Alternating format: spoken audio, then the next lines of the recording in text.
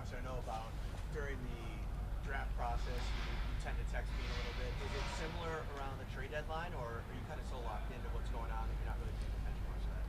Yeah, I'm just kind of locked in what's going on here. I trust Bean and what he's got, what going on. I know I can figure maybe the outside perspective of people aren't too happy. But again, I trust Bean. I trust the players on this roster. We're going to continue to keep getting better each and every week, and that's our focus. And yeah, that's all I care about. The wide receiver group in particular, nobody knows that group better than you. How much confidence do you have in that group moving forward the rest of the way? I've got so much confidence. I think there's so many different things that we can continue to evolve in our offense with our guys. Everybody's got their own skill set that we need to continue to utilize at a higher level, and that starts with myself of making sure that I'm getting the ball to our guys when they're open. And saw it last game. We had 10 different completions, I believe, to 10 different completions to 10 different targets last week. And that's what we're going to need to do. We're going to need to utilize everybody, and like I said, guys are going to have to step up and make some plays, but I got to give them opportunities to do that.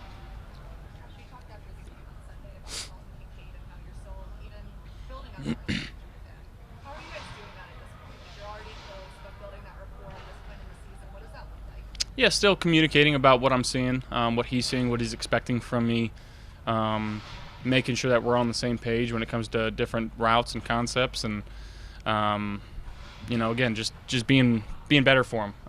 And I talked about that a lot this offseason, and I feel like I've given him some opportunities, and he's made the most of them this year so far. But we're going to continue to need him going forward. What else can he do for this team? Like, what is he bringing to this team? Well, again, I think he's tough to match up with. If you want to play man and put a smaller safety on him or a slower linebacker on him, we feel like we like those matchups. But he's so good in zone. He feels zone coverage very well. And he's doing a good job of getting open and catching the ball.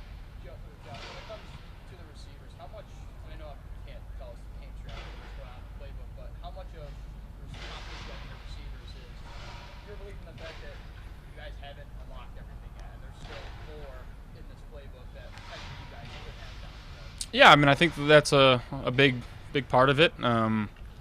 Again, we feel very confident in the guys that we have in that room, and again, just continuing to find ways to utilize their strengths to the best of our abilities. And we're always exploring new ways to do that, and finding new concepts out there and trying to rep them in practice, and then trusting our guys out in the game to go do it. And we've talked about the everybody eats mindset for a long time now, and I think again this last game, just being able to find that, and guys having different opportunities, but not. Sometimes there's not a lot. There's only one ball that can go around, and we got a lot of very capable guys with the ball in their hands. So again, just finding ways to continue to get the ball to different receivers. Josh, Sean has talked about that the defense has a new attitude, and it's a nasty one. Can you guys feed off that offensively, and then can you embrace it also offensively of having a nasty attitude as well on offense? Yeah, I think that starts with the two lines. The offensive and defensive lines. And I feel like we got a pretty nasty group up front for us. But Coach preaches all the time, playing offense in all three phases, in attacking, and obviously every time we step out in the field, and every time we have a drive, we want to score touchdowns. That's our main goal, our main job, and it's not likely to happen every single drive. But we are, as an offense, disappointed when we don't come away with points, because we feel like at certain points throughout the seasons, we've really hurt ourselves, albeit turnovers or penalties, and that's the name of the game, of limiting those, and again, staying in rhythm and running the ball with James, and finding ways to get some play action looks and different drop back looks for our guys. So just having that attacking mindset, I think it helps. Based on how well you guys have run the ball this season, have you seen defenses game plan for the offense differently? Maybe slightly different in my career, but I think last year teams started to do it a little bit too. Playing a little more post high and post high zone and man. But again, we feel like having good weeks of practice and game planning for what teams can be doing helps us out. But ultimately when we're in game time situations, and if they're not doing something that we practice for, we have to adjust and make some in-game adjustments, which we'll keep finding ways to do that. Reggie Gilliam is a Swiss Army knife. I think he's the best fullback in football. I mean, when we get into sometimes our big personnel and putting them out there, you never know. He's going to line up at tight end. He's going to line up at fullback. We've flexed him out a few times and put him outside. He's always in the right spot. He's always doing his job. He's a key special teamer for us. I mean, there's not much more else I can say about him. I mean, he really is a true football player, and never gets the attention or the limelight that he deserves, but I truly believe he's the best fullback in football. Matt, you mentioned at the start maybe sensing a bit of frustration from some fans about the inactivity at the trade deadline. What gives you that sense? Just media narratives, I guess. I don't know. But again, we feel confident with who we got in our facility. We'll see what happens with James' ankle the rest of the week, but if he can't go, how confident are you that Ray and Ty can fill that void? Yeah, very confident in them. Obviously, I said this in training camp, there's no replacing James Cook.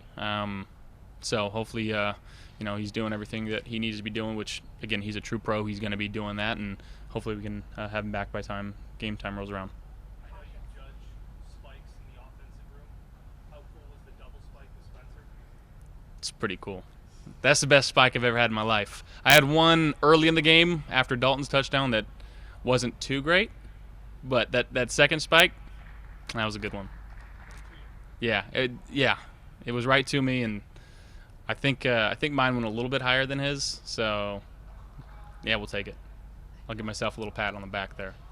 It's a revenge game of sorts this week for Jordan Poyer. You've known him for so many years. Just how is he approaching this week, and what is he bringing to the team this year in his kind of second stint here? Yeah, I don't think he's approaching it any different than any other game. He's a true pro. He's a true veteran. That's why we've brought him back. He's going to continue to make some plays for us, and he's doing such a good job in that safety room of really relaying information and sharing what he has to some of our young players in there. One of my favorite teammates of all time, and just fortunate to have him back. Hey, guys.